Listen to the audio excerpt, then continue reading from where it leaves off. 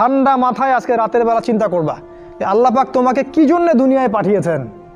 একটু চিন্তা করবা, 1 মিনিট একটু চিন্তা করবা যে তুমি পৃথিবীতে নাই, তুমি পৃথিবীতে নাই, তুমি মারা গেছো। চিন্তা করবা তুমি মারা গেছো। এরপর চিন্তা করবা তুমি যে মারা গেছো পৃথিবীর কারো কোনো সমস্যা হচ্ছে কিনা। তুমি যে মারা গেছো পৃথিবী কি থেমে আছে? তোমার পরিবার থেমে থাকবে?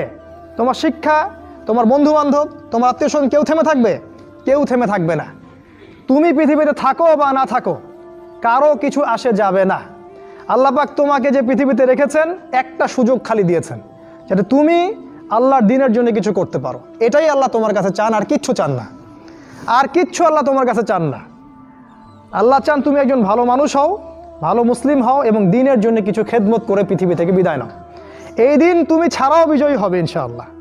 তুমি থাকো বা না থাকো এই দিন কিন্তু বিজয়ী হবেই। হয় তোমাকে নিয়ে হবে অথবা তোমাকে ছাড়াই হবে। জীবনের উদ্দেশ্য ফিক্স করো। জীবনের উদ্দেশ্য একটাই, জান্নাত। জান্নাত পাওয়ার জন্য যা করা দরকার তাই করতে হবে। কোরআন হাদিস মেনে চলা থেকে শুরু করে আমল করা, আদব আখলাক সব কিছু এর মধ্যে চলে আসবে ইনশাআল্লাহ। আল্লাহ পাক তোমাকে পথ দেখাবেন। আগে তুমি জীবনের উদ্দেশ্য ফিক্স করো। একটা কথা বলি, সবাই তোমাদেরকে বলবে জীবনে সফল হতে হবে। অনেক কথা আমি বলছি আমার ব্যক্তিগত অভিজ্ঞতা থেকেই বলছি। আল্লাহ পাক আলহামদুলিল্লাহ ফার্স্ট সেকেন্ড ছাড়া রেজাল্ট আমাদের হতো না। যখন থেকে আমরা বুঝতে পেরেছি যে ট্র্যাকে আমরা যাচ্ছি সে ট্র্যাকটা ভুল, সেই ট্র্যাকটা ভুল, এই বুঝটা যখন থেকে আসছে আমাদের মধ্যে, আমরা চেষ্টা করছি অন্যদেরকে আমাদের শিক্ষা দিয়ে সচেতন করার জন্য। আমরাও ভুল করেছি, ভুলের উপর ভুল করেছি। আল্লাহ পাক যেন মাফ করেন, আল্লাহুম্মা আমিন। সাফল্যের সংজ্ঞা শেখানো হতো আমাদেরকে পরিবার থেকে। সফল হতে হবে বাবা, নিজের পায়ে দাঁড়াতে হবে, বাবাকে দেখতে হবে, মাকে দেখতে হবে, অমুক তমুক ইত্যাদি ইত্যাদি। বিয়ে করবি কি নিয়ে, তোর তো কিছুই নাই, বলে নাই কথাগুলো আপনাদেরকে। চাকরি বাকরি করতে হবে, প্রতিষ্ঠিত হতে হবে। শোনো, সাফল্যের একটা সংজ্ঞা দিয়েছেন আল্লাহ কোরআনে, একটাই সংজ্ঞা, সূরা আল ইমরানের মধ্যে আছে। আজকে আমি সব ডিটেলস বলার সময় পাচ্ছি না। সূরা আল ইমরানের মধ্যে আছে কুল্লু নাফসিন যায়িকাতুল মাউত, প্রত্যেকটা নফস মারা যাবে এবং কিয়ামতের মাঠে তাদের পুরোপুরি প্রতিদান তাদেরকে দেয়া হবে। এখানে আল্লাহ সাফল্যের সংজ্ঞা দিয়েছেন, ফামান যুহজিহা আনিন নার ওয়া উদখিলাল জান্নাহ ফাকাদ ফাজ। ওই দিন কিয়ামতের মাঠে যাকে জাহান্নাম থেকে বাঁচানো হবে আর জান্নাতে প্রবেশ করানো হবে, ফাকাদ ফাজা, এই ব্যক্তি হচ্ছে সফল। সাফল্যের সংজ্ঞা কোথায় পাইলেন?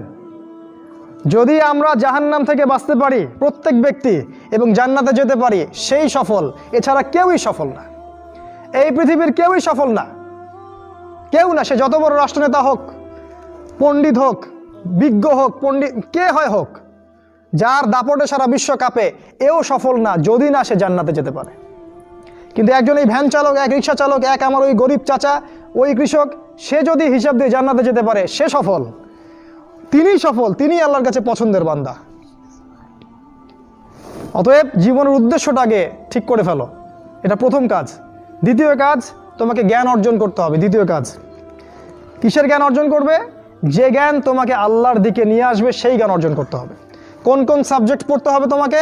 তোমাকে প্রথমত কোরআন পড়তে হবে, তেলাওয়াত করা শিখবে, অর্থ জানবে, আরবি ভাষা শেখার চেষ্টা করো, কোরআনের আদেশ মানো, নিষেধগুলো ছেড়ে দাও এবং কোরআনের দাওয়াত মানুষের কাছে পৌঁছে দাও। কোরআনের দাওয়াত মানুষের কাছে পৌঁছে দাও এবং কোরআনের বিধান বাস্তবায়নের জন্য আল্লাহর পথে চেষ্টা করো।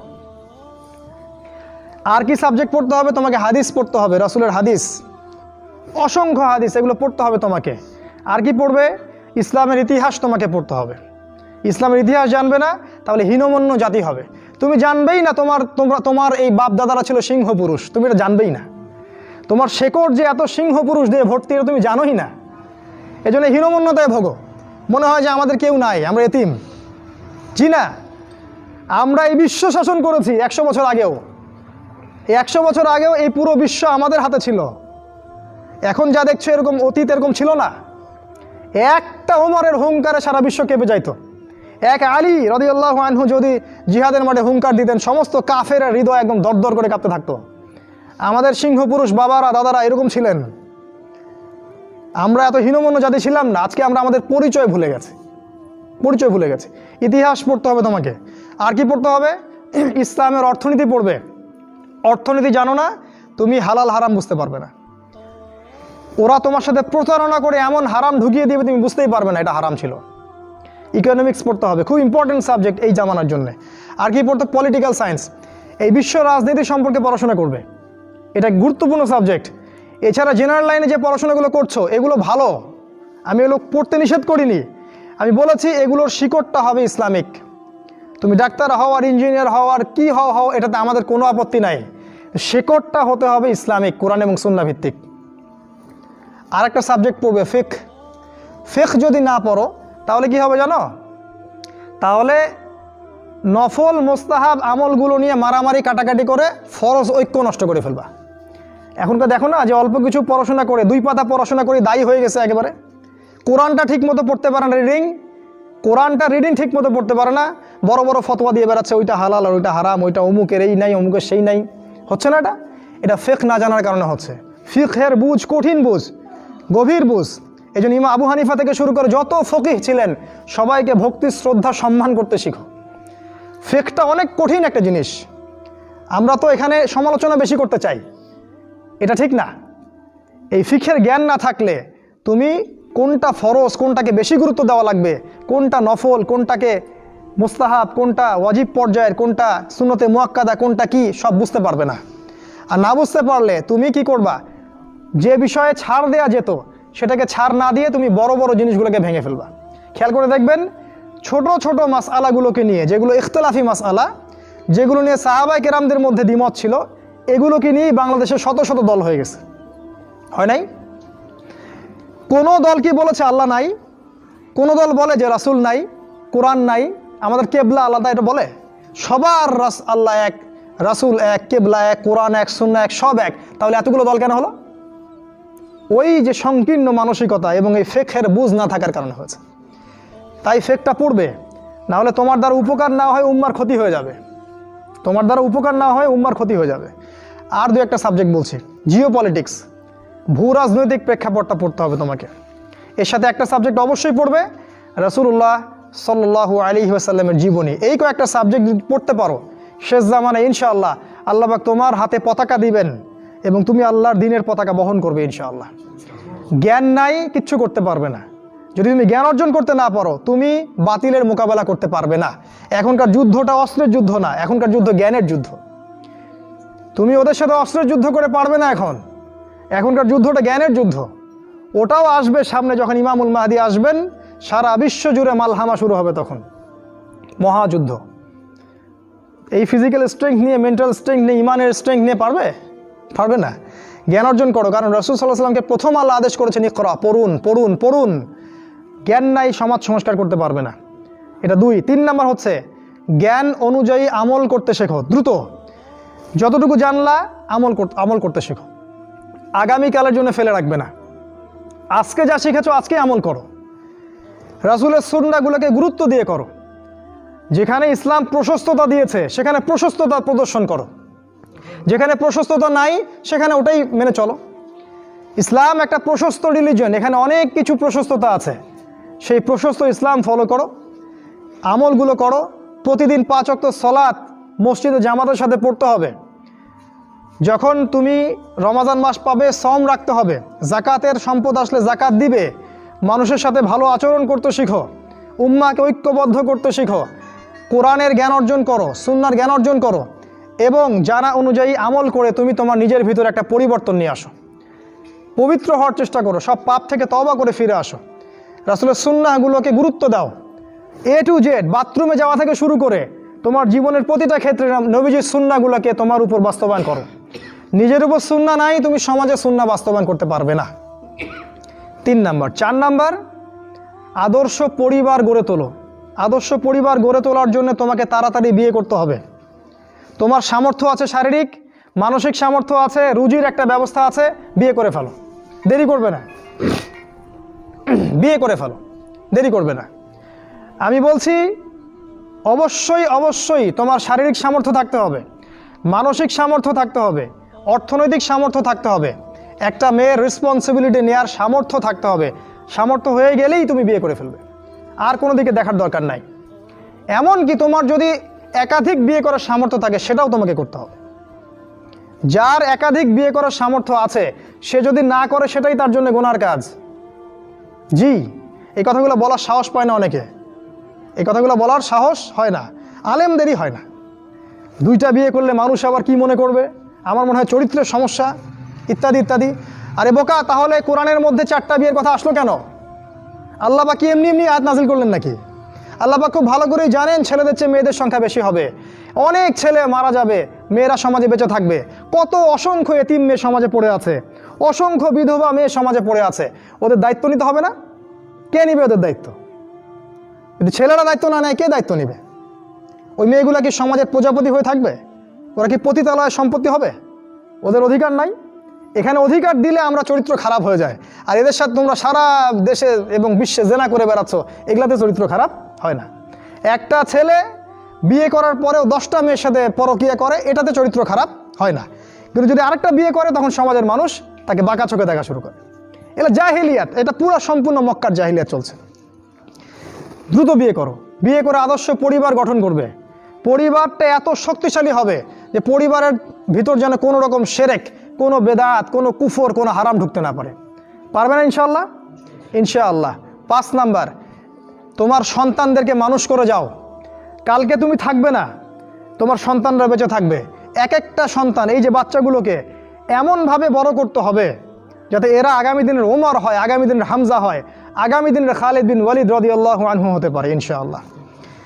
নিজে কি করেছি, সারা জীবন বৃথা চলে গেল, নিজের সাথে যা হয়েছে, বাচ্চাদের সাথে আর রিস্ক নেবেন না।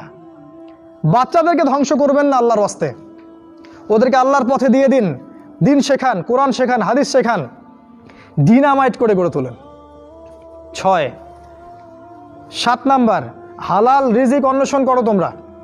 রিজিকটা যত ছোট পেশা হোক না কেন, যদি হালাল হয় অবশ্যই সেটাই উত্তম। আর যত বড় পেশা হোক না কেন, যদি হারাম হয় সেটা তোমার জন্য জাহান্নামে যাওয়ার কারণ হবে। অনেক বড় পদ আছে কিন্তু সেখানে ঘুষ আছে, সুদ আছে, প্রতারণা আছে, সেখানে যাবে না। আল্লাহর ওয়াস্তে সেখান থেকে দূরে থাকো। আর তুমি যদি কৃষক হয়ে থাকো, তোমার রুজির মধ্যে হালাল থাকে, তুমি কৃষিকাজ করেই সংসার চালাও, কোনো সমস্যা নেই ভাই, কোনো সমস্যা নাই, লজ্জার কিছু নাই, অপমানের কিচ্ছু নাই। তুমি আল্লাহর কাছে প্রিয় বান্দা। আল্লাহ পাক বলেছেন, ইন্নাল্লাহা তাইয়্যিব লা ইকবালু ইল্লা তাইয়্যিব। আল্লাহ পাক পবিত্র, পবিত্র রিজিক ছাড়া তিনি গ্রহণ করেন না। সারা জীবনের ইবাদত কবুল হবে না যদি আপনার রিজিকের মধ্যে হারাম থাকে। কিচ্ছু করার নাই, নবীর কথা পাল্টাতে পারবেন না। সারা জীবন সুদ ঘুষ খেয়ে বছর বছর হজ উমরা করবেন আর হাজি সাহেব লকব লাগাবেন, ওইসব করে লাভ নাই আল্লাহর কাছে, কোনো লাভ নাই। ওইরকম হজ আবু জেহেলও করতো, আবু জেহেল হজ করতো এরকম। ওইসব হজ উমরা আল্লাহ পাকের কাছে দেখায় লাভ নাই। রিজিক হতে হবে পিওর, পরিশুদ্ধ, যেটা খুব ডিফিকাল্ট। এই জন্য আপনাকে নাসিহা করছি, কৃষিভিত্তিক অর্থনীতির দিকে চলে আসেন। কৃষিভিত্তিক অর্থনীতি, এটা আপনার জন্য ভালো হবে ইনশাআল্লাহ। আর ব্যবসা ভিত্তিক, কটা বললাম? 7, 8, আর 2-3টা বলে শেষ করছি। 8 নাম্বার হচ্ছে শারীরিকভাবে শক্তিশালী থাকতে হবে। এর জন্য আপনাকে নিয়মিত ব্যায়াম করতে হবে, নিয়মিত ফিজিক্যাল এক্সারসাইজ বলেন, জিম বলেন, অন্য যে বিষয়গুলো আছে এগুলো আপনাকে করতে হবে। যে খাবারগুলো আপনি খাবেন, প্রত্যেকটা খাবার বিশুদ্ধ কিনা অবশ্যই পরীক্ষা করে খাবেন। এমন কোনো খাবার খাবেন না যে খাবার প্রস্তুত করেছে ওরা, অর্থাৎ ওরা, বুঝতে পারছেন কারা? কারণ ওদের খাবারের মধ্যে এমন কিছু থাকে যেটা আপনাকে আস্তে আস্তে আস্তে আস্তে ধ্বংস করে দিবে। এত ক্যান্সারের রোগী আগে ছিল, এত ডায়াবেটিসের রোগী আগে ছিল, এই যে প্রেশার, হাবি জাবি, স্ট্রোক এগুলো আগে ছিল না, এগুলো রোগ আগে ছিল না। বিগত এই 50 বছরে দেখবেন এমন সব রোগ এত বেশি করে বাসা বেঁধেছে যে আমাদের প্রজন্মের পর প্রজন্ম ধুকে মারা যাচ্ছে এখন। অতএব খাবারের ব্যাপারে সচেতন থাকবেন। এমন খাবার গ্রহণ করবেন না যে খাবারটা বিশুদ্ধ না, যে খাবারটা ম্যানুফ্যাকচার, সেটা গ্রহণ করবেন না। মানে মানুষ ওই কলকারখানায় তৈরি করেছে এমন খাবার খাবার খাবেন না। নিজে খাবার উৎপাদন করে খান, নিজে চাষ করে খান, খাঁটি জিনিস খুঁজে খাবেন। আল্লাহর ওয়াস্তে এটা নসিহা করছে এই কারণে, আপনি প্রচণ্ড অসুস্থ হয়ে যাবেন যদি আপনি ওদের খাবার খান। আজকে বুঝতে পারবেন না, যখন হবেন তখন আমার কথা বুঝতে পারবেন। এটা কত বলো? 8, 9 নাম্বার, মুসলিম আর 2টা বলে শেষ করছি। 9 নাম্বার হচ্ছে মুসলিম উম্মার মাঝে এই যে বিভক্তি চলছে, আপনি বিভক্তিটাকে দূর করে একটা জায়গায় নিয়ে আসার চেষ্টা করেন। কিভাবে করবেন? নতুন একটা দল খুলতে হবে না। আপনি যদি একটা প্রতিষ্ঠান করে থাকেন, একটা ফাউন্ডেশন করে থাকেন, একটা সংগঠন করে থাকেন, যেটাই করে থাকেন, আপনি যদি এতটুকু নসিহা গ্রহণ করেন যে হ্যাঁ, এই শতদা বিভক্ত এই উম্মার প্রত্যেকেই আমার ভাই, সে যে মাযহাবই হোক আর যে তরিকাই হোক, সে আমার ভাই, সেও মুসলিম আমিও মুসলিম, তার সাথে আমার কিছু বিষয়ে হয়তো দ্বিমত আছে, কিন্তু এই না, তার মানে এই না যে সে কাফের আর আমি মুশরিক, সে কাফের আর আমি মুসলিম, এমন নয়। প্রত্যেকেই আমার ভাই। প্রত্যেকটা দলের মধ্যে যদি ভালো ভালো কিছু পান, সেই ভালোটুকু আপনি গ্রহণ করেন। আপনি দেখবেন প্রতিটা দলের মধ্যেই ভালো না কিছু আছে, আছে না? নাকি নাই, সবই খারাপ? প্রত্যেকটা ইসলামপন্থী দলের মধ্যেই ভালো কিছু না কিছু অবশ্যই আছে। সেই ভালোটাকে আপনি নিয়ে নেন, ব্যাস হয়ে গেল। আর প্রতিটা ইসলামপন্থী দলের মধ্যে দেখবেন কিছু না কিছু বিতর্কিত বিষয় আছেই। নাকি সব 100% পারফেক্ট? আছেই। ওগুলোকে আপনি ছেড়ে দেন, দিয়ে আপনি সবাইকে নিয়ে বসার চেষ্টা করেন। যেটাই করবেন সবাইকে নিয়ে করার চেষ্টা করেন। হ্যাঁ, এখানে মতবিরোধপূর্ণ যে মাসআলাগুলো আছে, এখানে আপনি উদারতা প্রদর্শন করুন।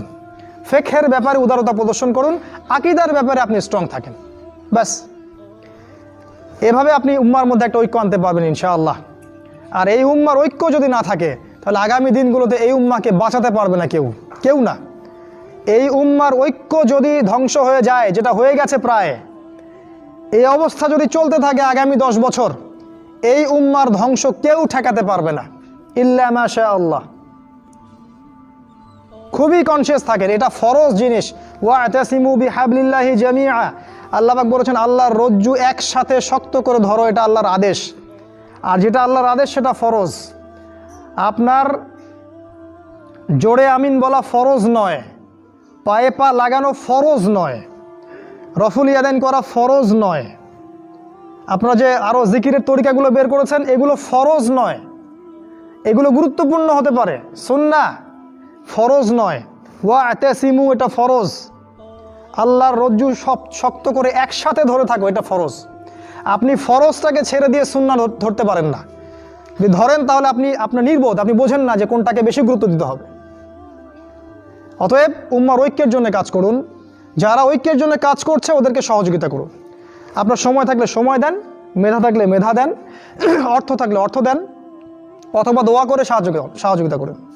যেভাবে পারেন আপনি তাদেরকে সহযোগিতা করুন। লাস্ট আরেকটা হচ্ছে, আপনাকে আল্লাহ পাক যে সময়টুকু দিয়েছেন এই যৌবনের, এই দুনিয়ার জীবনের, আল্লাহর দ্বীনের দাওয়াত আপনি প্রচার করেন।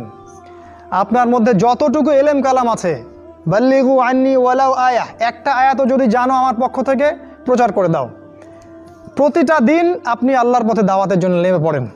ফুল টাইম দায়ী হতে বলছি না আমি, পার্ট টাইম দায়ী হয়ে যান। প্রতিটা দিন কিছু না কিছু সময় আল্লাহর দ্বীনের জন্য ব্যয় করেন। মসজিদে বসেন, তালিম করেন, লোকজনকে নামাজের দিকে ডাকেন, আল্লাহর পথে সময় দেন। আপনি যারা দ্বীনের পথে কাজ করছে ওদেরকে হেল্প করেন, নিজে দাওয়াতি কাজ করেন, আপনার সেক্টরে দাওয়াতি কাজ করেন, নিজের মধ্যে, নিজের বন্ধু মহলে, পরিবারে, আপনার আত্মীয় স্বজনের মধ্যে দাওয়াত দিতেই থাকেন। শুনুক না শুনুক নাই, কথা বোঝেন নাই? শুনুক বা না শুনুক, আপনি দাওয়াতি কাজ করতেই থাকেন। ইনশাআল্লাহ এই 10টা কাজ যদি আপনারা যুবকরা করতে পারেন, আমি আশাবাদী ইনশাআল্লাহ আগামী দিনগুলোতে আপনিই হবেন ইমামুল মাহদির সৈনিক ইনশাআল্লাহ।